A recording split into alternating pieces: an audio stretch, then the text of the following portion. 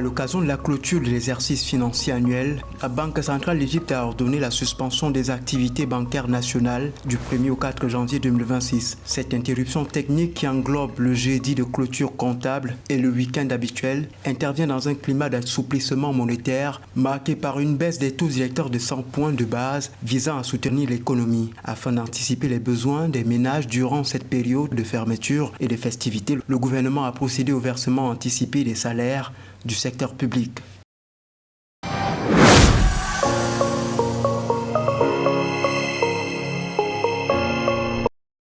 Après plusieurs années de récession, la Tunisie a renoué avec la croissance en 2025, enregistrant une progression du PIB de 2,6% et une stabilisation de ses principaux indicateurs macroéconomiques. Cette reprise repose sur la performance d'une ceinture de sécurité sectorielle portée par une agriculture florissante, le dynamisme du tourisme et la solidité des services, contribuant à une baisse du chômage et de l'inflation. En misant sur la restructuration des finances publiques et la mobilisation de ses ressources internes, l'État tunisien est parvenu à renforcer sa résilience économique et à transformer un contexte international contraignant en levier de stabilité et de création de richesses durables.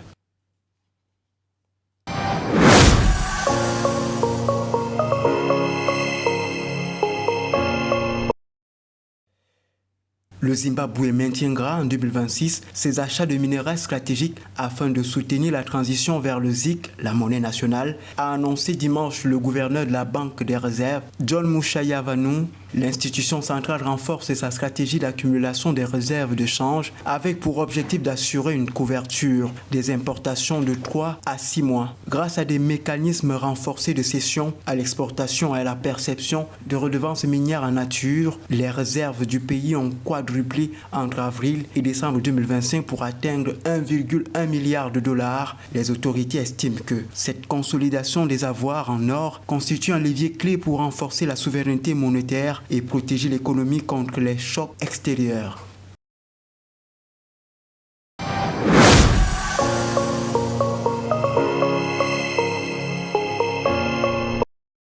L'État du Bénin a bouclé avec succès vendredi 26 décembre 2025 une émission d'obligations assimilables au Trésor, OAT, sur le marché financier régional, levant 57 milliards de francs CFA. Initialement fixée à 50 milliards de francs CFA, l'opération a suscité un fort intérêt des investisseurs, dont les soumissions ont atteint près de 91 milliards de francs CFA, principalement en provenance du Bénin, du Togo et de la Côte d'Ivoire. En privilégiant des maturités de 2 et 4 ans assorties de rendements attractifs, le Trésor béninois confirme la solidité de sa signature et sa capacité à mobiliser des financements pour soutenir son développement économique.